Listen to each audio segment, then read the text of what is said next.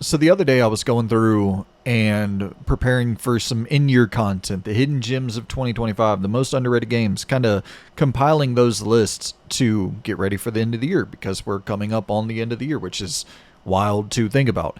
But as I was doing that and just scrolling through the list of games that I have played so far in 2025, I was kind of taken aback just by the amount of quality that has been on offer this year in the game space. Like, almost to an overwhelming degree where I'm going back and I'm like, oh my God, I forgot about that game. I need to go back and finish that. Or, damn, that game that I did finish, I totally forgot I played that because there's been 30 other games since then that have kind of taken that mental spot in my mind. And it's like, I need to probably refresh on that a little bit and then remind myself about the things I really liked about it before I talk about it at the end of the year. But I, as I'm going through all of this stuff and just, I'm like, this is an all-time year. 2025 is on par with 2001, 1998, 2004, 2016, 18, 17, or no, 2016 was okay. 2015 was the really strong year. That was Bloodborne, Witcher, Until Dawn, Fallout 4, Metal Gear Solid 5. But regardless, it's an all-time great year. 2025 has already been an all-time great year for video games. And so I'm thinking all of that, and I finished kind of jotting down my list, and then I'm scrolling through YouTube, and I see a video pop up that the title of it's something to do with the death of modern gaming, or that horse shit that we see a lot in our YouTube feeds and in the algorithm, unfortunately. But it was just this particular day where it all happened in the same day, where I have this feeling of almost just appreciation for how good things are right now in the game space. And then I see that and I'm like, how?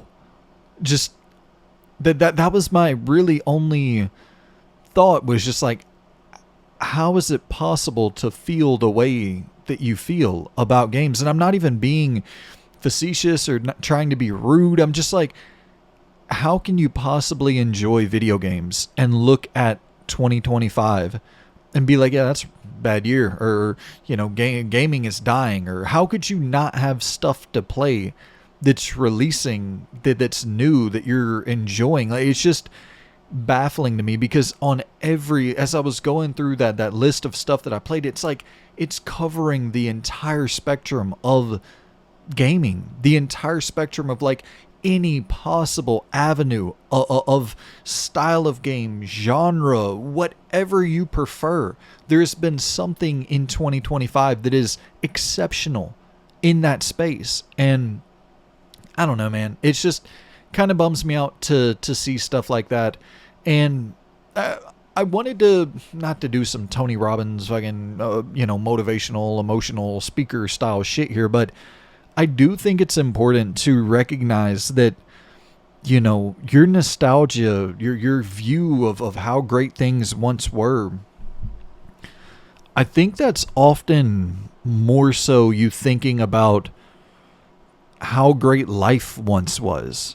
And as we're getting older, like, it's just tough to find joy in anything, and I don't think that's natural. That's just getting older. Like, it is difficult to find joy. And I feel that way too. And there's so much to complain about with modern gaming, but I think that it just becomes easier to complain, to bitch, to moan, because it's in line with, unfortunately, adult behavior, which is weird. You would think as you get older, you stop a lot of that behavior. But regardless, it's there is just something about the monotony and it's just easy to wake up in the morning as you get older and be a little bit grouchy. And I get it. But we are in a legitimate golden age for video games. And I think it's really important to stop and smell the roses, because who knows if we will be 5 years from now, 10 years from now. I think we probably still will be, but regardless, it's like, you never know when the curtain call. Like, you never know when it's going to end. And right now is a really good period. And so, once again, not to do the whole motivational, emotional fucking horse shit, but I wanted to just come in here today, talk about the year at hand so far, and just highlight how every aspect, every sector of gaming has been covered. And you can find something great that is released this year. No matter what you're looking for, you can find something great. And just try to highlight that a little bit to promote some positivity. And then, you guys know, I do my fair share of bitching and complaining as well. So I'm not immune to it. I'm not looking down upon nobody. I'm not... none of that. Shit's just really good in the world of video games in 2025. So I want to highlight that. And let's start off with Kingdom Come Deliverance 2. Early in the year. A game that kind of can compete on the level of an Elder Scrolls game that was created for $40 million. Probably 10% of the budget that Elder Scrolls 6 is going to cost. That's a revelation. And then if you're like, well, I don't want to play the medieval shit. I want to get back to fantasy. Well, hey, in the same damn year, a game called Tainted Grail: The Fall of Avalon comes out, and it's fantasy Elder Scrolls style shit. And once again, you can debate quality, this, that, and the other, but we're talking AA and indie style games that are kind of competitive in the Scrolls-like genre, or whatever the hell you want to call it. We have a new genre emerging in 2025, because you saw that Valor Mortis game, and you saw the one that popped up at the THQ showcase that I'm blanking on the name of right now, but it looked really fucking sick as well. And it's just like, oh wow,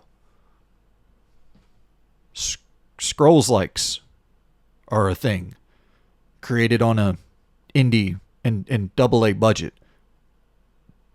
That wasn't happening before 2025. And listen, Kingdom Come Deliverance 1, I know that came out in whenever the hell that came out, 2018, something like that. It's not this. Kingdom Come Deliverance 2 is a major league like breakout. And yeah, so just wanted to shout that out the gate early out the year. Kingdom Come Deliverance 2 just hits the damn ground running, and is still one hell of an accomplishment. But let's say you're not into that. You want to play some turn-based role-playing games, if that's more your speed. Well, hey, Expedition 33 has you covered. And it is incredible. And it is going to be one of the most influential games of our modern times. And it's taking a lot of the lessons learned from yesteryear and applying them in modern times. And I think you'll see Final Fantasy games that look and play and feel a whole hell of a lot like Expedition 33, like mainline Final Fantasy games, because it goes on to be one of the best-selling JRPG or JRPG adjacent games in the last decade. You know, it sold more than Metaphor in its first year. It sold more than Metaphor in its first couple months on the market. Like, this is going to have huge, huge influence in the future. So Expedition 33 has you covered. And if you're like, all right, well, I don't like role-playing games. Give me something fast-moving, quick-hitting, action-packed. Give me something for those dopamine receptors. Well, Split Fiction has you covered.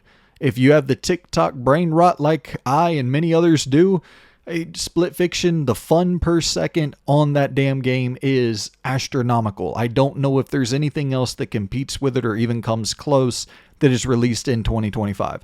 That game is a marvel in terms of game design. I can't believe how much they pack into that damn game. Every 20 minutes you're seeing something new. It is just, it's crazy. The complexity, the depth, all of that you want is there, but also the just variety that you need for this generation of upcoming gamers. Like, it's non-stop dopamine hits straight to the fucking main vein, and it is exceptional. So then, let's, we're looking through the list, and it's like, okay, well, you're talking a lot about the AA space, you're talking a lot about the indie space. Well, what do we got in the AAA space? AAA gaming is dead. They only care about the money. They don't fund interesting. They don't fund the arts anymore. The AAA space, they don't care about the arts anymore. They used to care about the arts back in the day whenever we were getting superhero tie-in games that were 5 hours long and completely dog shit in the PS2 era, which I love a lot of those games, but let's be real, a lot of them were dog shit. Catwoman. So, they don't care about the arts like they did back when we were playing Catwoman and Ghost Rider on the PlayStation 2. That was the arts. Now, let me introduce you to a game called Death Stranding 2. It's a $200 million art house fucking A24. It makes no sense that this game exists. The first game came out, did okay sales-wise. I don't assume it made its money. It might have made its money, but it wasn't.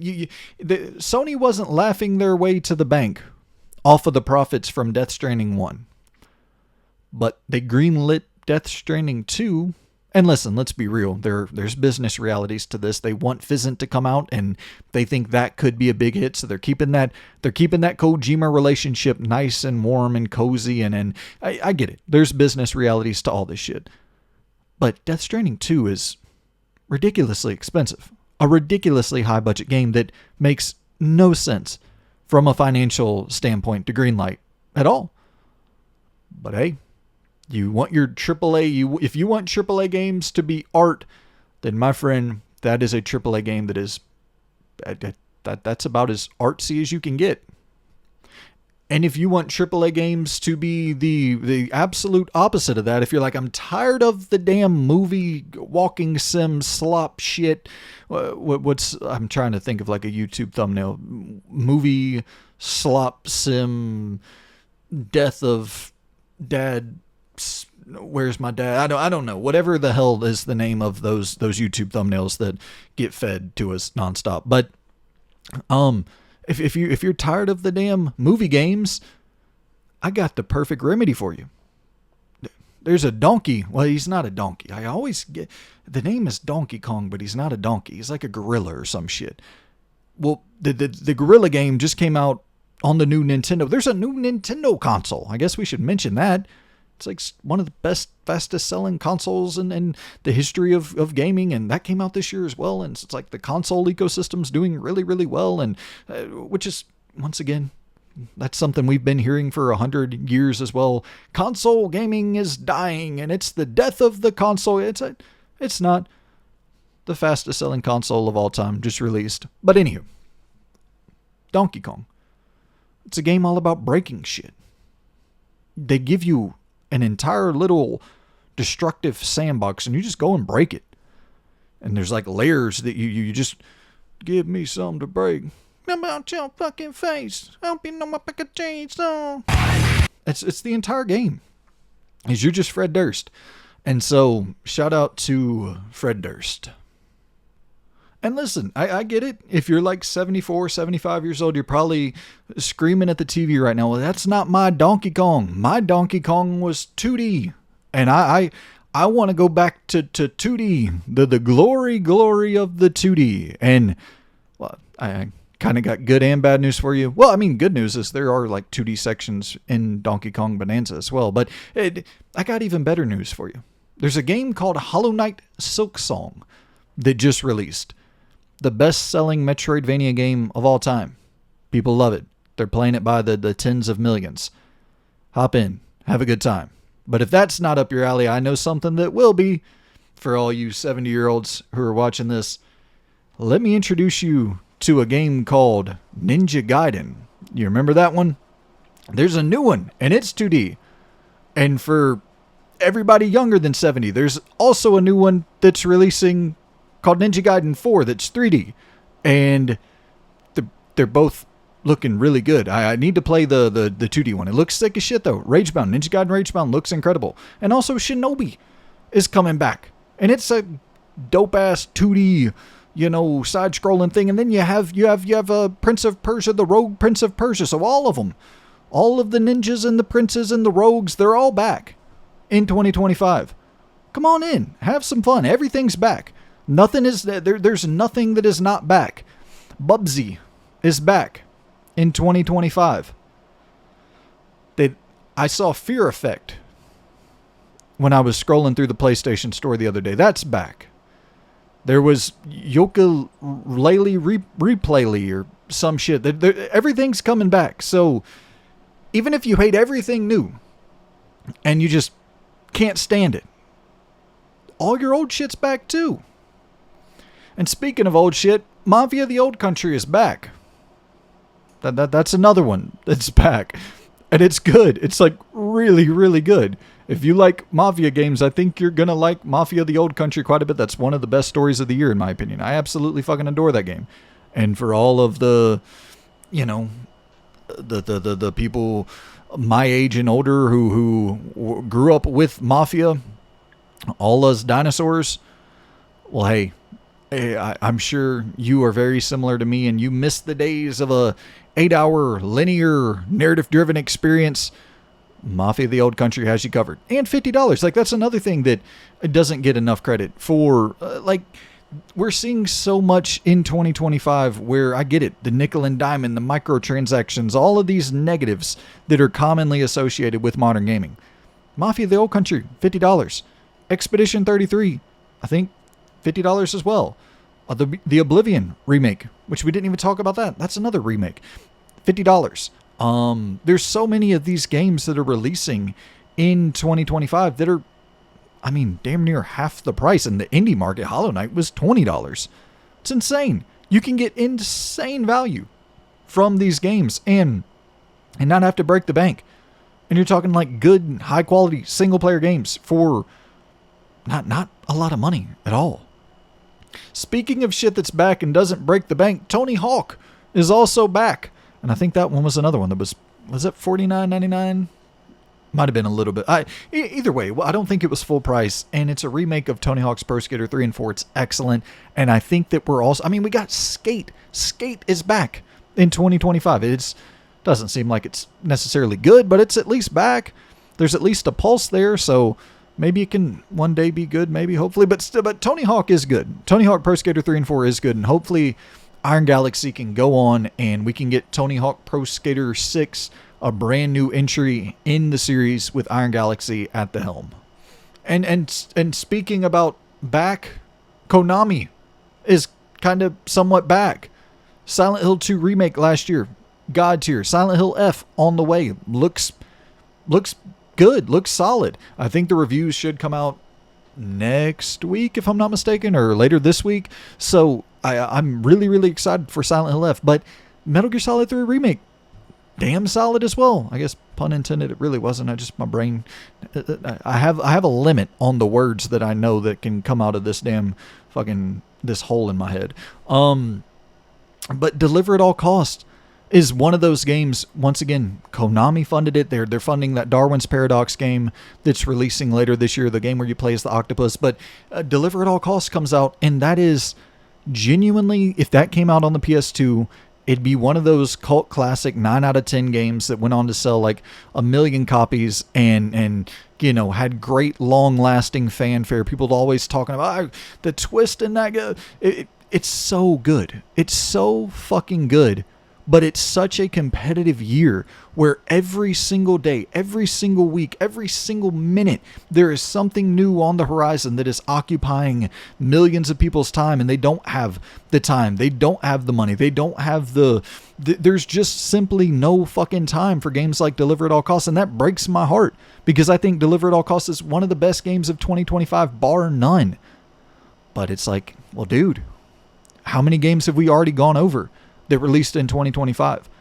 People don't have the damn time to play a new IP that they've never heard about and just take a gamble on it. And it's unfortunate. Like, that fucking sucks. If you want to talk about like the worst things about modern gaming in 2025, one of the worst things is that you can't take risky bets when purchasing games because there's too many surefire bets when purchasing games. When you're going in and you're like, well, all right, I drop about $100 a month on games. So I, pick up 2 things or maybe 1 AAA thing and 1 indie thing, whatever the case may be. And you're like looking at what's out there, what you're going to jump into for that month. Are you going to buy Deliver at All Costs whenever, it's sitting at around like a 70 or something on Metacritic? Or are you going to go and buy all the other 90s that we just went through before you buy Deliver at All Costs? And then, like, I'm not blaming you. I love that game. I absolutely fucking adore it. But I'm not blaming you. I can't blame you for that. That's a safe bet. In a year where you're flooded with 90s, a 70 doesn't make sense from a financial standpoint to check it out. Breaks my heart. I hope more people check it out when it goes on sale, but I get it. I mean, you just saw that with Hell is Us and Chronos The New Dawn. They come out, new IP.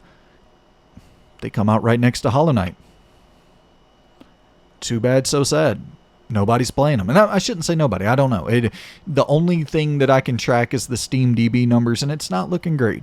But those numbers aren't everything. Those don't consider, Switch 2, PS5, Xbox. So who knows? And Epic and all the other storefronts. But not looking great. If we're being honest, like, not looking great.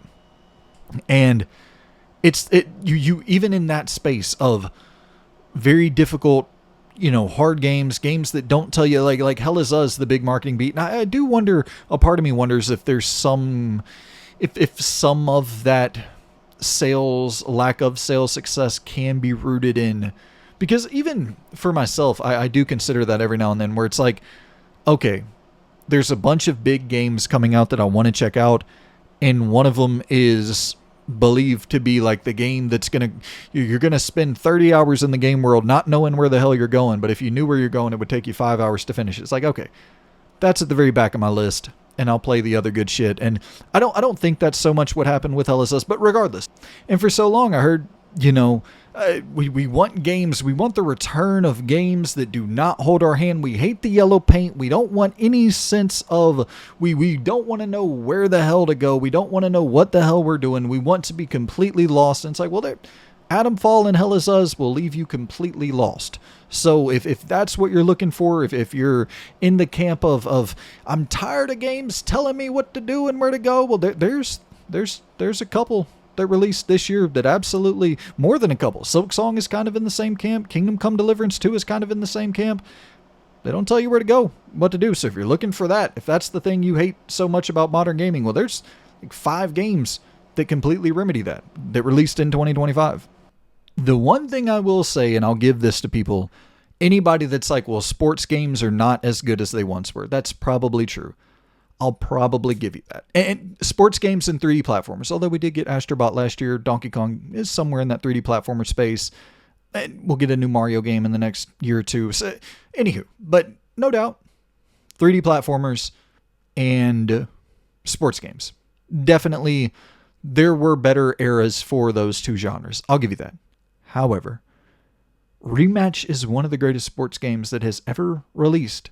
And, yep, it's a soccer game, but it is a totally new take on soccer.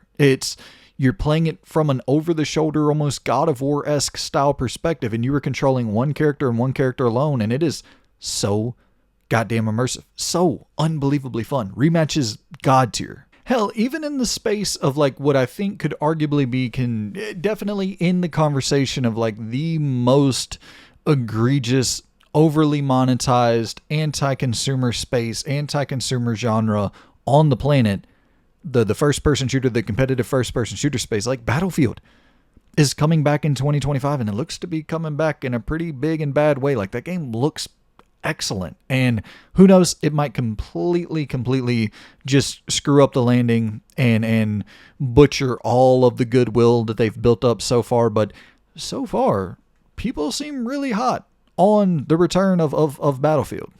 And I mean, this is probably the first time in over a decade or so where Battlefield 6 actually seems to be, I'm not saying unanimous positivity. I know that there was some split, there was some update or something that happened recently that people were split on, and that's the thing with any of the ongoing games. Even like NBA 2K this year, people seem somewhat positive on NBA 2K26.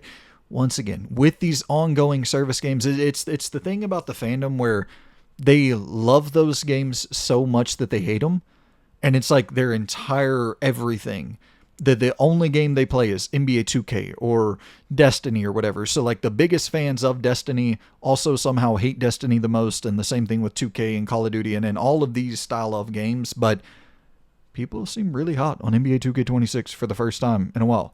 And people seem really hot on Battlefield with Battlefield 6 for the first time in a while. It's kind of bizarre to watch.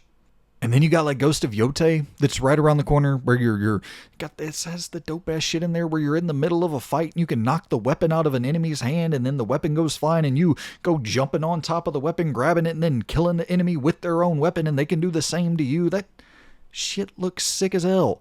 The Outer Worlds 2 is right around the corner. Avowed was excellent from a combat standpoint. Dog shit story.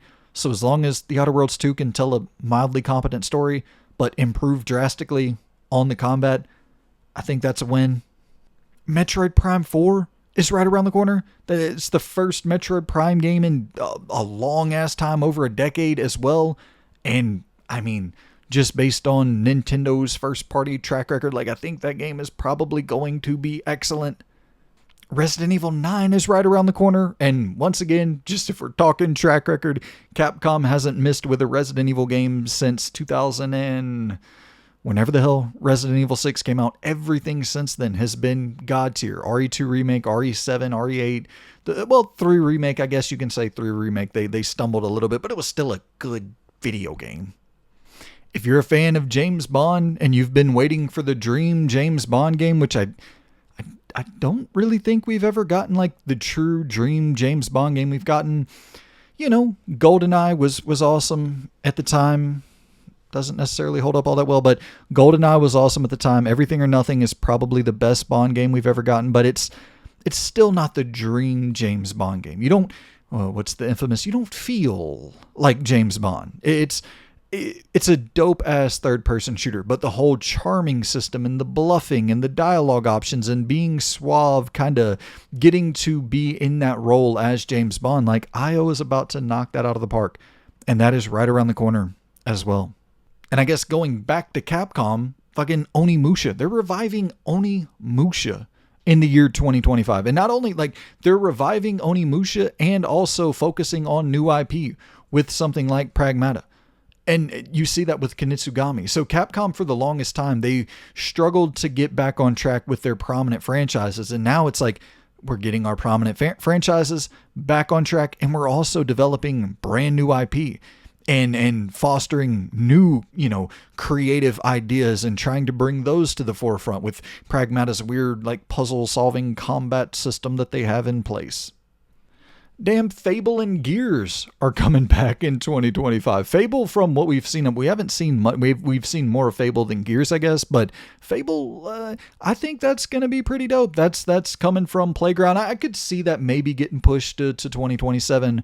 And I could also maybe see that running into issues. But because we don't know much about it. And it's the same thing with Gears. We don't know much about it at all. But staying in that Xbox, family, Clockwork Revolution, if that comes out in 2026, Clockwork Revolution is going to shock. What's the, shock the nation? What is that quote from? That's that Andy Dick movie, the football movie that I'm completely blanking on the name. Get. So. All right, and remember what that stands for. Go, give every time support our, should be support our troops. Meat, like a track meet, though, not the kind of meat you're all sucking on. But anywho, that's, Clockwork Revolution is going to be one of the best games of the generation. You can mark that down. So if that comes out in 2026, that's a Game of the Year contender. And oh, hey, the Crimson Desert, that's right around the corner.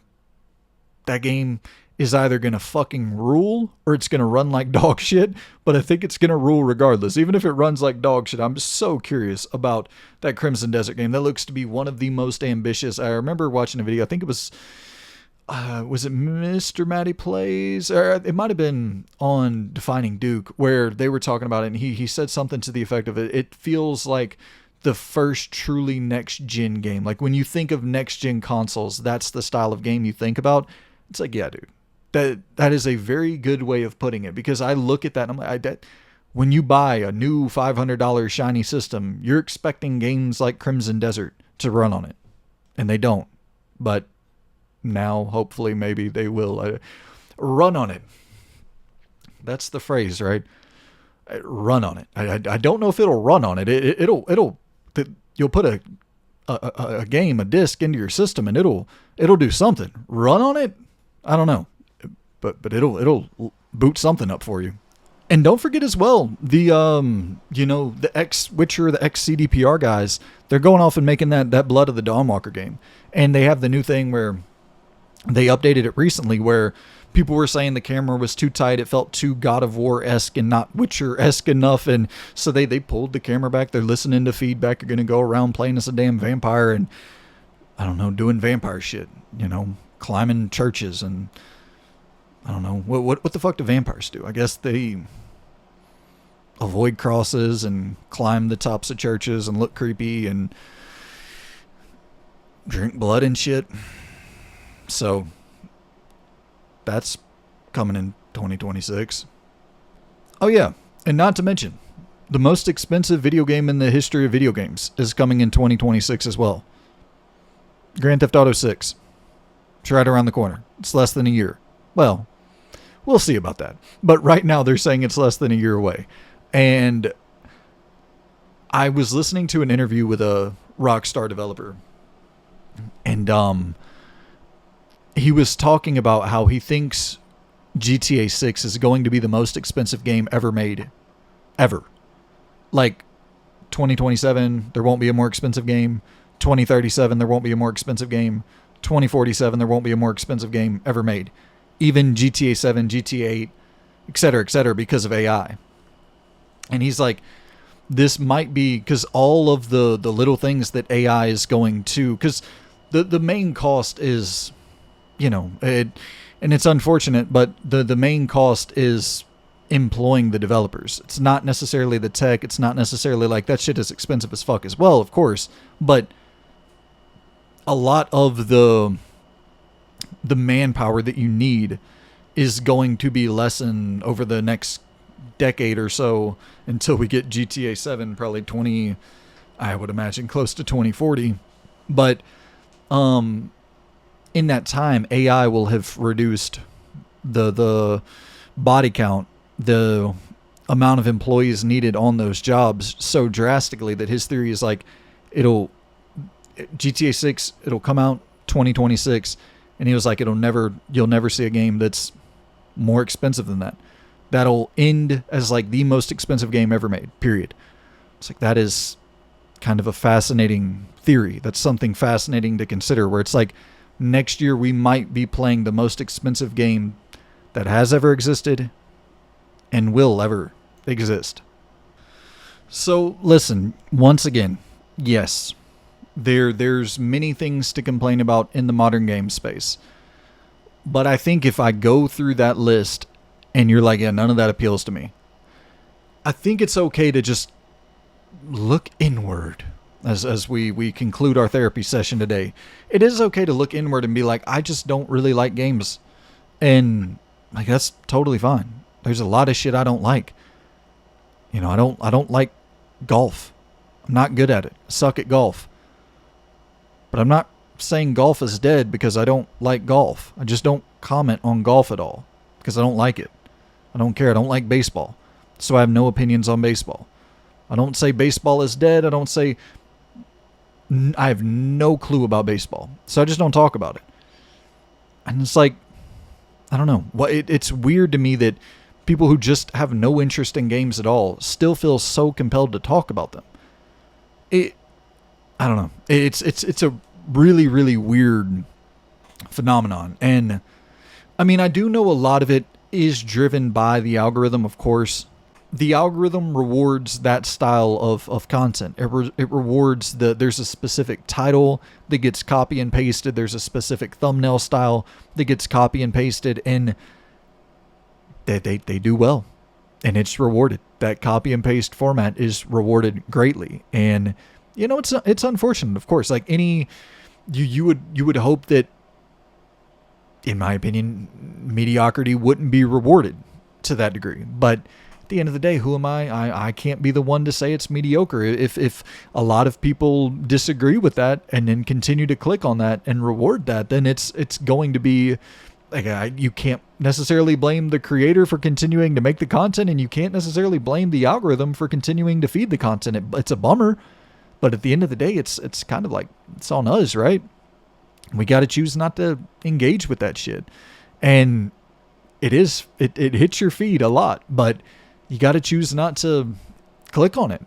And but listen, at the end of the day, my whole point in all of this is that I think if you look at everything that's released this year, and you're just like, and everything that's coming up, and everything that released in 2024 and 2023. I mean, Baldur's Gate 3, we didn't even talk about 2023. Baldur's Gate 3, Tears of the Kingdom, like all-time generation-defining games, you know. And so if you're looking at all of that, and it's like, none of it, I don't want none of it, it's okay. It's not a hobby that's for you. And yeah, I just, baseball isn't for me, and I don't talk about baseball. But yeah, it's you know, when you look back, you can look at some of the greatest years of all time in video game history. Like, you know, you go to 1998. Superman 64, I think, was 99. It was initially supposed to come out in 98, but there was so much dog shit coming out in 1998. One of the all-time greatest years in video game history. And you had South Park, Mission Impossible, X-Files, Superman 64. Well, that was, once again, 90. It slipped to 99. Mortal Kombat, the Sub-Zero mythology, the Sea Contra adventure game, Yoshi's Story, Jurassic Park, Batman and Robin. Like, there's always been shitty games. Always been shitty games. And sure, Mind's Eye is not a good game. Suicide Squad Kill the Justice League is not a good game. But whenever there's so much good to focus on, yet for some reason it's like, let's just harp nonstop on every single bad game that releases and not cover the good ones. It's like, is that engaging content? And maybe it is. Maybe it is. Listen, I'm not saying I make the most engaging content in the world, but fucking A. That just seems miserable to continue to consume that and continue to create that. Like, I couldn't fucking imagine just waking up and pressing record and just ranting about Mind's Eye and Suicide Squad and all the things I dislike every single day. There's so much shit to enjoy. Gaming is as good, if not better, than it's ever been. I don't know. It's worth enjoying it now, because one day it actually really might suck. And we might go through another video game crash. I doubt it, but we might. So let's appreciate the here and now. But yeah, I don't know. Let me get off my fucking high horse. That's a lot of ranting about nothing.